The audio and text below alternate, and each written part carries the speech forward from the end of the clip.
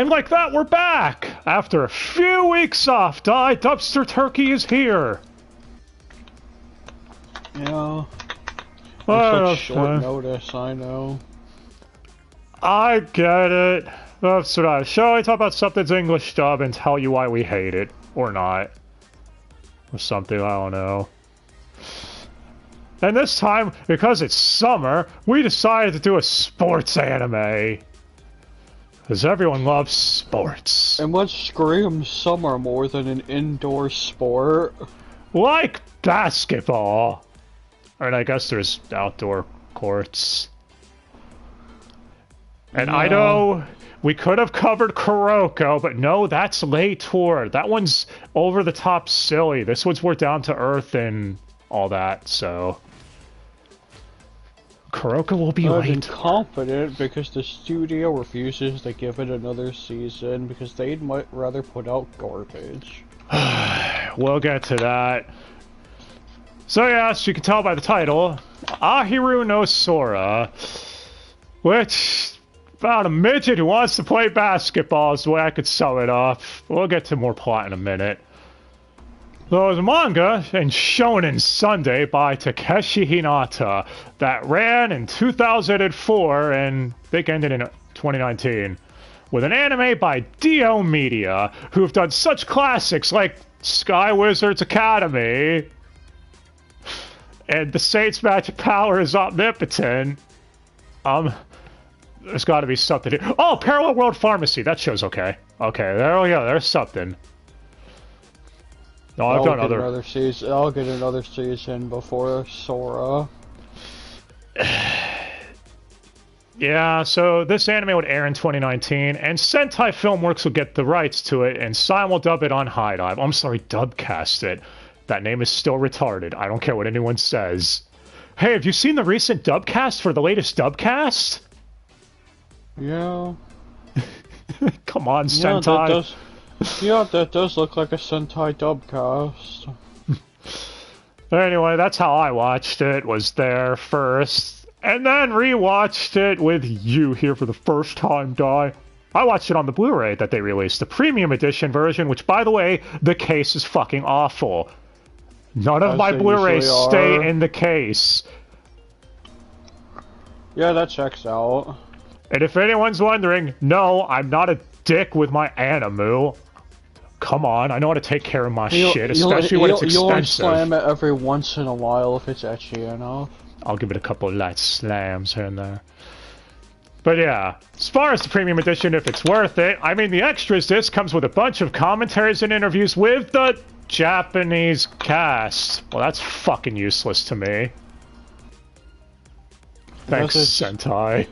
It's worth it if you care about that, which you shouldn't, because this is Dubster Dive. Yeah, Globe Stage had an audio commentary with the English oh, it's because this show isn't gay enough. Yeah. Alright, enough joking, let's get to this show. So Ahiru No Sora follows Sora Kuramatani, who's the son of a famous basketball player, his mother, Yuka Kuramatani. Though now she has a terminal illness, so she can't play anymore. What illness, you ask? Anime illness. Yeah, I'm never gonna get tired of that in anime. They never tell you what they're sick with, they just have some disease. They just have the disease. Yeah. The sickness. And like they tried doing surgery, they opened her up and took a look, but they're not sure if they could have done anything. And it's like, what was wrong with her? You're not even gonna tell us! Yeah. I'm sure you can get all your answers by just listening to the Disturbed song. Wait a minute, that doesn't make any sense. Well, Sora's problem is he's too short to really play the game effectively, and yeah, I mean, it makes sense. Basketball is a sport where the anime does drive it home. That height is definitely an improved, or I guess an advantage you could have. Without it, I'm dribbling around the court. I'm 7 foot. 7 foot. Oh, it's your typical underdog story where he's trying to struggle to be relevant and start up his own team at his own basketball or his own school, where the basketball team are okay, they're kind of a bunch of dicks in the beginning that don't have any interest in the sport, because a lot of them tried it out and just lost their passion for it. We'll get to them, though, once we get to each character. But, yeah. Sora has to make up for it with his speed and being able to shoot threes really well with good accuracy. And aside from that, you have other characters on the team and all that sort of stuff, each with their own issues and everything, which I think is where the show is definitely the best at, is when it's doing character writing moments and stuff like that. Especially in the back half. Yeah, the show ran for 50 episodes. Give us season 2, damn it. It's going to be the theme of this one. It's going to be the theme of a lot of shows. Well, we'll get to it back to the plot in a minute. So, first, animation. How did Dio Media do? Well, since it's 50 episodes, you know there are a lot of still frames and shortcuts. Still more animation than Dane can muster. Yeah, and also it's a long-running shonen technically, so... I mean, and it's not decent, come on. Well, it's gonna come back to that, isn't it? Well... Fine, it's not Knights of the Zodiac. I gotta cover that with Goku at some point, it's gonna be fun. Yeah, anywho... As far as music goes, I mean, you said the OPs show characters that don't even show up for like 20 episodes. Oh, let's see. Characters that don't show up. A hairstyle / character development change that doesn't show up for over 40 episodes later. One of the characters has a pompadour for the first, like, 35 or so episodes, and he cuts it when he tries, you know, basically, like, I'm done looking like an idiot, etc. I'm gonna be taken seriously now. But the anime opening already spoils that, isn't that right? By showing him without his pompadour. Opening 1. Yeah. As in episodes 1 through 12. As far as the rest of the music, it goes for the whole punk rock thing. And, I don't know, I actually kind of like it. Then again, I used to listen to a lot of punk, so makes sense. Now, there is something that can turn off some casuals. If you're going to this expecting them to win, you're probably not, this is probably not for you. Yeah, again, it's an underdog story, and I guarantee if this got a season 2, we probably would start seeing that, but no, they're bottom of the fucking barrel. So, you know, they're gonna get their asses kicked a lot. In fact, I think they win one match? So doesn't Sora only win one game the whole thing? Or something like that? And that's the little... And that's just a bat at best. Yeah. And it was only because he was good at accuracy and the others were caught off guard by it, too. So... Again, it makes sense, though. Caught off guard, I mean, they didn't know shit. Yep. Because, again, the series is trying to go for the whole thing of there's some things more important than winning. That even losing, you can still learn a lot, which they eventually do discover that. It's almost like it's not shitty writing. On the court against their rivals, occasionally. They just don't end up winning any games. Yeah, I think it works really well. Because normally it would be the whole thing. Slow burn. Yep. I mean, what the hell are you doing over there? It sounded like you slapped someone. No, a pen fell. Oh. Pen Island! Anyway. That's get your custom pens today. But as far as the reason this is called Dubster Dive, where we'll go to the, we'll get into more of the characters and who they are and what they do on the team. First, ADR director Kyle Colby Jones, who most people know as the ADR director for Don Machi. He's one of Sentai's better ADR directors, though this still has some silly dubisms we'll get to in a minute. As far as the script writers go, you have Joel McRae and Kyle Colby Jones again. And, I mean, I think yeah, I think the script actually does work, though. They do drop a few fucks here and there, and if you've ever been in a gym locker room with a bunch of guys after a, you know, pepped up game, Yeah, there's going to be some swearing going around. That and 90% of them are delinquents anyways. Yeah, so I think it works. So, as far as the silly fuck-ups, well, instead of saying preparing in one scene, there's preparing.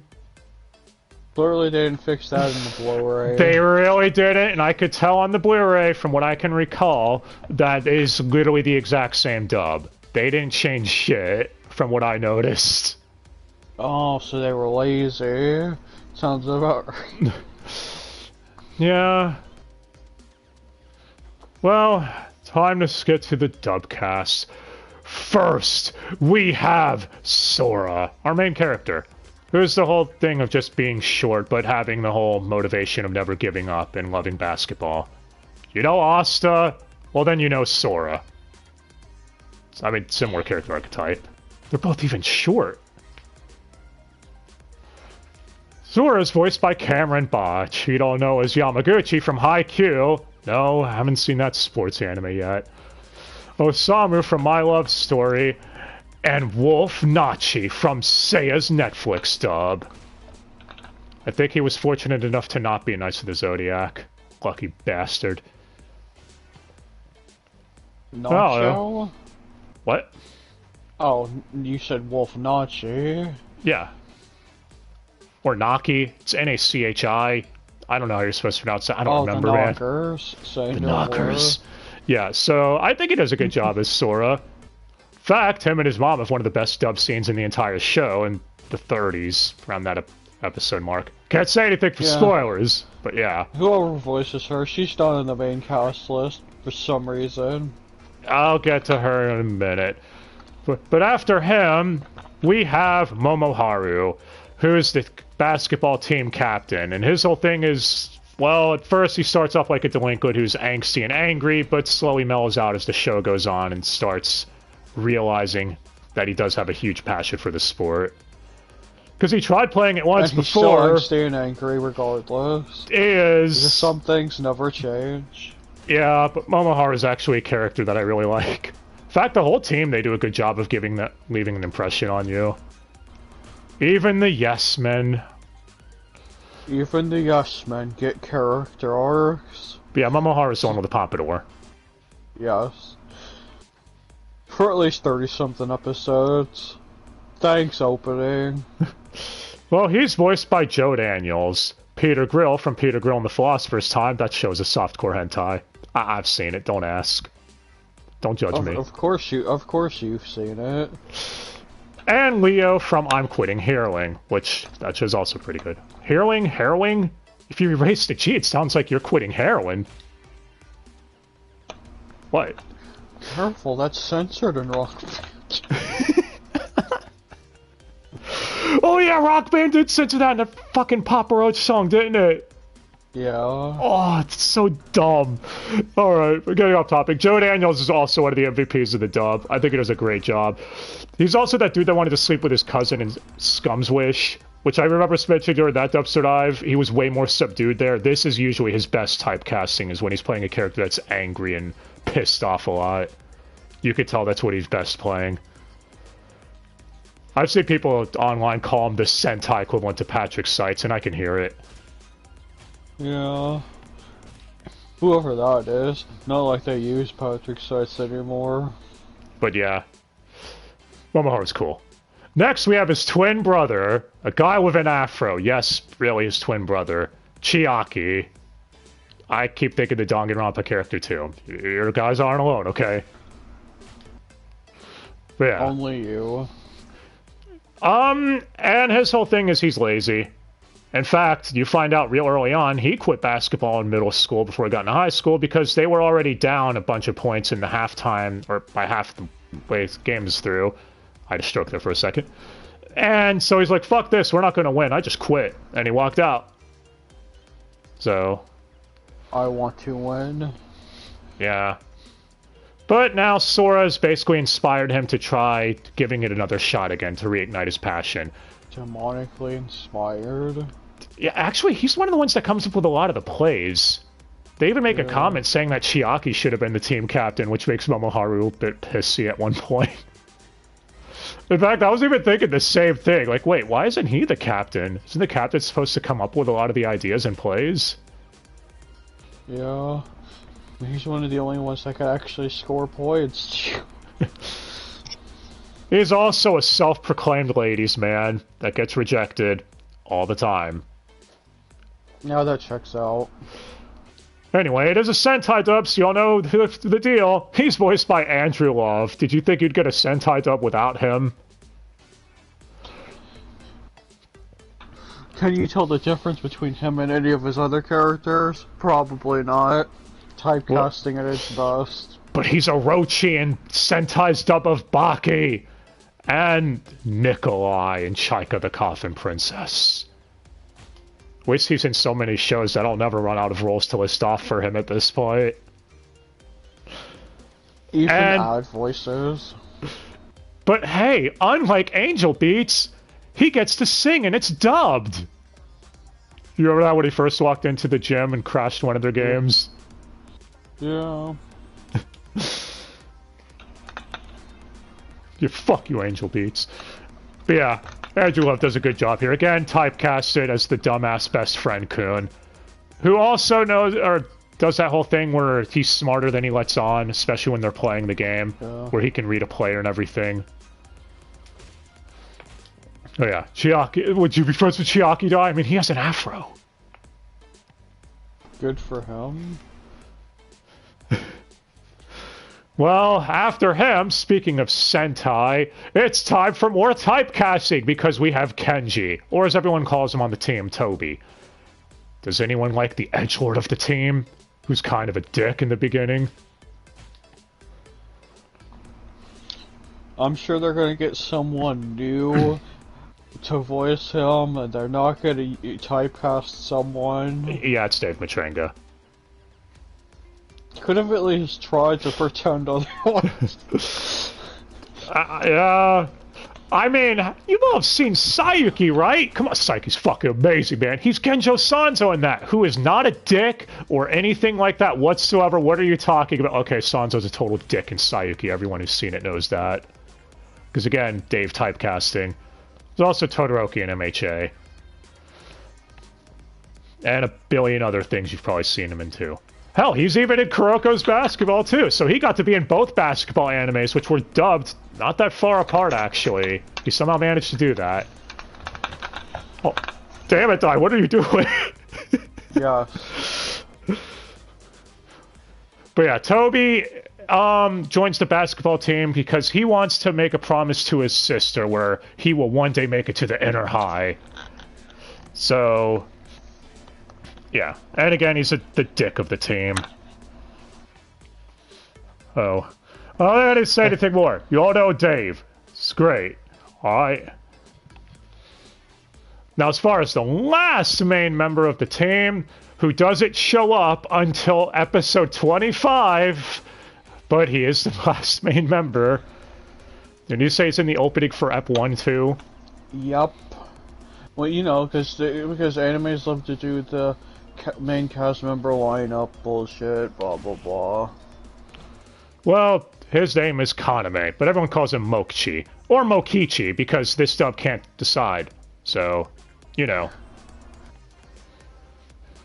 And his whole thing is he suffers from anemia, so he gets tired real quickly, even though he's incredibly tall and is a master at the hook shot. So he's kind of a very valuable team member that they just can't use very well because after 5 to 10 minutes of the game, he's exhausted. Well, tall and lanky with not much muscle.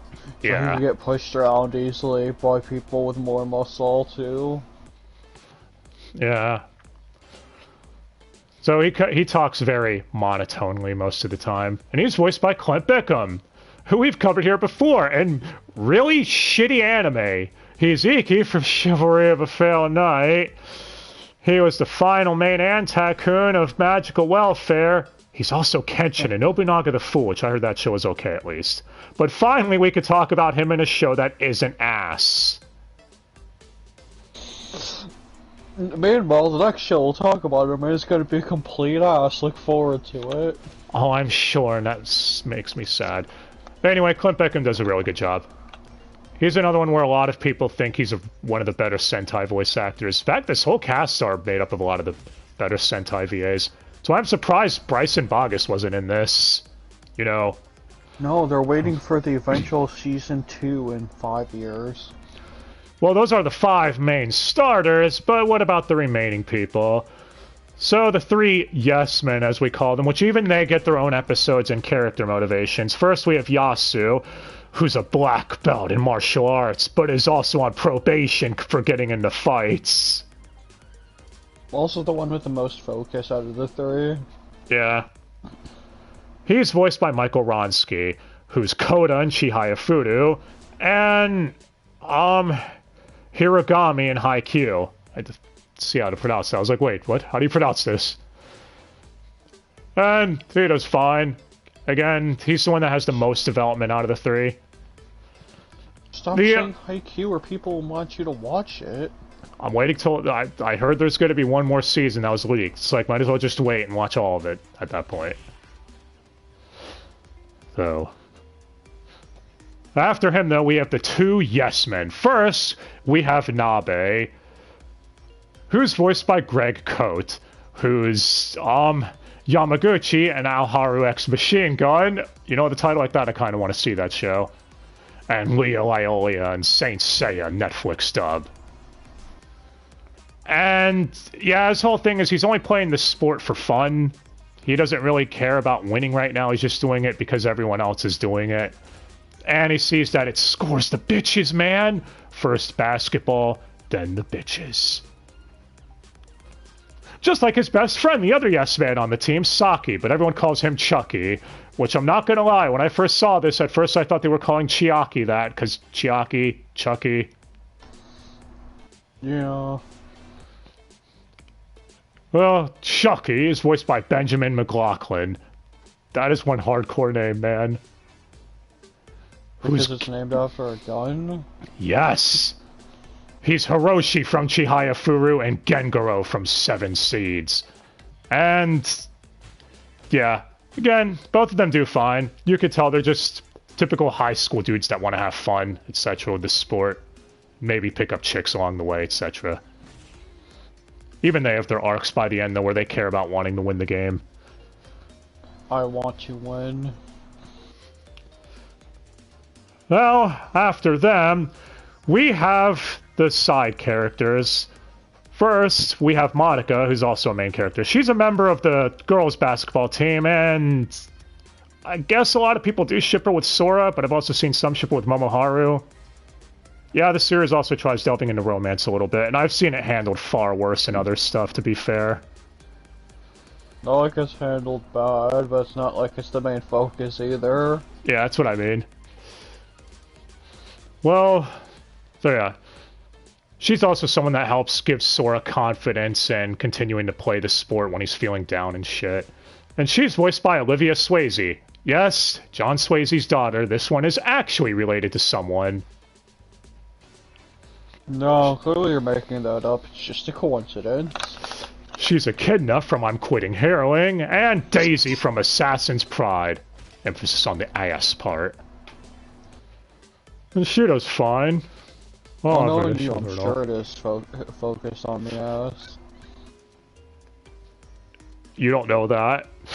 Anyways. Well, for the other female main, we have now, the team manager of Sora's team. Yeah, she's just like Anya Helsing from Rio Rainbow Gate. How has she not caused a huge city to fall into the ocean yet? Maybe she's who caused Atlantis to fall. She literally carries around a roll of Band-Aids. You tell me how much she falls. She's also Best Girl. Yeah, that's an opinion. Well, she's voiced by Kat Thomas, who's Momo from The Executioner and Way of Life. See, another Best Girl right out of the gate. And Nozomi from Shenmue the Animation. Is that anime any good? I don't know. I think people are burned on Shenmue after 3. Well, I managed to stay away from 3, so one of these times I wouldn't mind checking it out. It is done by TMS. They did Megalobox. And Kenichi, so... Anyways, yeah, she does good as Now, as the team calls her. Her full name is Now. You good? It's silly. Right here, right now. Better than Now and Bleach Dye. And yeah, she's the one who Chiaki's obsessed with, where he's like, Now is my true love. She's an angel from the heavens that has descended to give me confidence in the game. Does that make you him? You know what? I'll take it. Why not? He's got a bitchin' afro. Oh, so you're saying that can't be you because you have hair down to your eyes. Don't judge my long hair. Anyways, You say David Boyd. she's good. She's good. I don't have any complaints about her. The last member of the team is Satsuki, the team advisor, who's voiced by Jay Hickman. Or, go ahead. Go ahead and what? The giraffe from Review Starlight Die. I don't understand what we're talking about. The fact that the only thing people remember about the damn anime is the stupid giraffe. It literally credited him as just giraffe, too. He's also Shiryu from the Saint Seiya 80 dub, which again will be covered after Knights of the Zodiac. Want to have something good to finish off everything Seiya related. And he also, I'm pretty sure, voices another character in a few episodes from what we could tell, but we'll get to that character in a minute. But yeah, Satsuki as the team advisor even has his own character arc that you wouldn't expect, where it basically goes into him having to struggle being a teacher as well as advising the club, while having a pregnant wife who's expecting a baby anytime now, so he's having family issues. Again, the character writing in the show I think is actually well done. So, You mean actually his character writing? You're just making that up. It makes no sense. yeah, I know. Now there's a shit ton of rival characters, but I'll just name a couple, otherwise we'll be here all day. So first, we have Shiba, whose whole thing is, basketball is defined by height. If you're short, then get the hell out of the sport. So you can see what the premise is here. Sora has to prove him wrong, that short people are people too, and they can play basketball if they want. And he's voiced by David Wald. You know, Adam Also, from... Okay. Am I still robot? Yes. Am I gonna have to restart the mic? Oh, there you go. Okay, so yeah. He believes height is best. Weakness in height is a crime. He's David Wald, Adam from Skate the Infinity. You know, the love hug. Oh, the tallest. Yes. And Daimon from Fibrain. That was definitely an anime. But yeah. So you all know what to expect. Sora has to take him on and show him that he can beat him for being short, etc. He's the first major rival team. Just like his right-hand man, Tokiwa, who is voiced by Heath Morrow, who's Kato from Baki's Sentai dub, and Tsubaki from Doraikyu. I have to show you that show one day, I've said this before, but it is so over-the-top stupid and edgy as fuck. It's the best kind of edge. Oh, so that just means Dave is in it? Got you. Actually, he's a main character. Case in point. But yeah. And you said Heath Morrow, it sounds like he could have been Jay Hickman in some of the episodes later on. I heard it too, I mean, so... It just sounds like it could just be him putting on a lighter voice. It could just be a sound-alike too. That's the other thing. But yeah. There's other rivals too. Again, Chris Patton even shows up at one point. It's always nice to hear him in something. Not much of a rival. That little screen time he got. Yeah. But he was there. It's just an excuse for you to put Scarlet Nexus as a tag. As far as other silly dubisms to point out, I mean, you got David Wall telling Sora and his team to go back to the Shire where they belong. When improvs go too far. So, that was something. But yeah. The last one I'll mention on the cast list, because for some reason she was not on the main cast list, even though she should have been, is Sora's mom, Yuka Kuramatani. She's voiced by Maggie Flecknoe. You don't know, Best Girl Takagi from A School of the Dead, and Yumemi from Kakeguri's Sentai dub. Oh, yeah. Why isn't she on the main cast list? She's in almost every episode, especially when Sora flashes back to when he was first learning to play the sport. She's more episodes than some people listed on the main cast list. Yeah, it's really bizarre. Then again, cast lists are always stupid. They really are.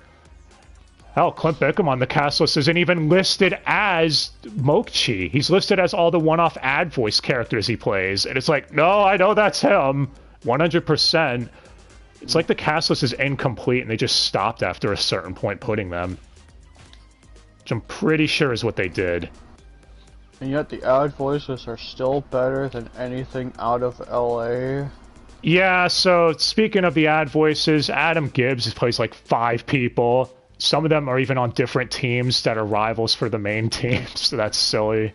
They're spread far enough apart that if you're just watching on a weekly basis... Oh yeah, I didn't even notice that till we rewatched it when we marathoned it. Because back then I was like, oh, there were a bunch of them, I guess. Sure. It's a dub cast, it's Sentai, and it still came out better than LA ad voices. There's also a handful of John Swayze's too. That's why I thought he was like the ADR director. Like literally 5 or 6. Yeah. Brittany Karbowski's also here. She's young Sora. She's also a few one-off characters too, because again, it's a Sentai dub. So I don't know what y'all were expecting with that. You think she would not been in here? You crazy? Yeah. That's really it. If you all want to go watch it, it's on High Dive. Highly recommend it. It's good anime. I like it. Character writing is good, and if you like long, drawn-out games too, they dedicate like 4 to 5 episodes at a time to each game to make each one feel important. And just when you think the game is going to be over, it goes on for 3 more episodes. I think it works though, because they do the whole thing where characters develop in the middle of the game too. So it's not like it feels like you're wasting your time.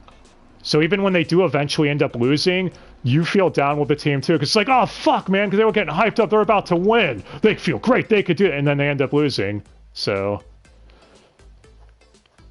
it basically makes the defeat all that more relatable for the audience when you also watch like a 5-6 episode game just for them to lose, and then you see how depressed they are about the long game they just fought.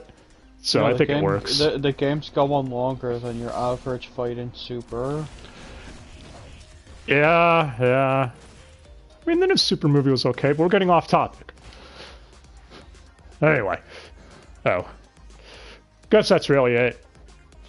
As far as if there's plans for a season 2, no, there is not.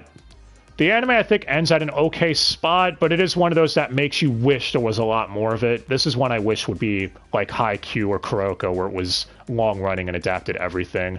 Because I could tell we were just getting started, and it had found its footing and everything was going well. No, I mean, what's next? You would think we'd be on season 4 of Re:Zero by now, but look where we are. The strange thing too is, from everything I looked up, is this anime, for people who watched it, did get a really good reception too. But no, instead they want to give season 2 to Saint's magic powers omnipotent. Fucking. I mean that show we dropped after episode 1. Yeah. Damn it, Dio! Fucking vampire. Stop. Use the world and give us more Sora already. Yeah. If you've seen Kuroko and want another basketball anime, but that one that's more down to earth, I guess would be the right term for it, then I'd say give this one a shot. I really enjoyed it. Yeah. And see, Dai, we've watched something again that isn't shit. Instead of a season 2 of this, Mix is getting a season 2. The show no one asked for. Ah! There's gonna be someone who's wanted that. If you did, good for you. But all we're saying is, like, why can't all the good shit get season 2s? Like, come on. Why can't everything? It's okay. It'll be like ReZero. It'll get a season 2 in like 8 years. Well, ranted on that long enough. MVPs of the dub. Joe Daniels great, Andrew Love is great, Cameron Bod's great. Honestly, all 5 of the mains are really good. So is Olivia Swayze as Monica. And I do agree with people when I hear some of Kat Thomas's lines as now I can see why some say she sounds like Discount Lucy Christian, who surprisingly is not in this Sentai dub. That's the most surprising thing of all. But yeah. Everyone did fine. Other than the silly dubisms here and there with the names being pronounced differently and purring. It comes out better than your typical LA simuldub anyways. Alright, well shout out LA though. Everyone knows LA sucks. But yeah. Yeah, life does sad enough, I know. Best dub scene again is between Sora and his mom. Maggie Flecknoe and Cameron Bodge nailed the scene. Again, episode 33 or 34, don't remember which exactly, but anyone who's seen the show and know what I'm talking about, I'm not spoiling it. You'll just have to watch the show. It's in the back half where the show really picks up and the writing just takes its fucking peak. Spoiled out of context. Get fucked. Yeah.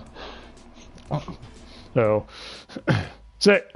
Let us know what you all thought of Ahiru No Sora, and who your favorite character is, who best girl is, or best boy, if that's your thing. And why the answer is Momoharu or Chiaki. Actually, I don't think I dislike anyone on the team.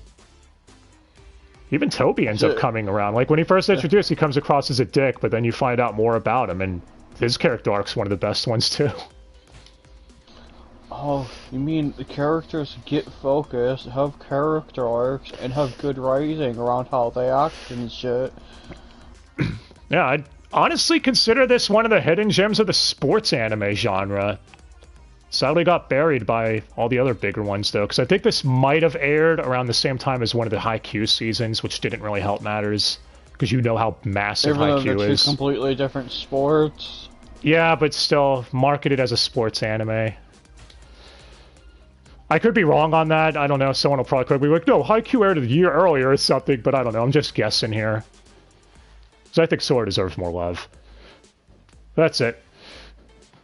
This could go on all day. We're ending it here. Because, yeah, as far as next time, it's Goku's turn, and apparently he picked Gungrave, which I heard is an anime classic that I surprisingly have not seen yet, and I don't think you have either. So... No. All I heard about is that it's the reason the 2-episode rule was invented. I just know the show is considered an anime classic that everyone loves, so we'll see. Yeah. I can't wait to get around to it. It's fun, like, going back and experiencing too many anymore. Well, thanks for watching, guys. Quantity over quality. And if you have something you'd like us to cover, let us know, and we'll get to it eventually. As long as it's not the new live-action FMA movie, please don't request that. Anyways, it's already been requested. Son of a bitch!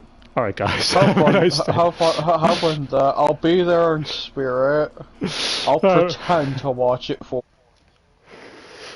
Well, guys, have a nice day. Hope you all have yourselves a great weekend and all that stuff. And we'll be back. Till next time. Let us know your thoughts on this show and all that. Hopefully you agree. And if not, let us know why. Till then,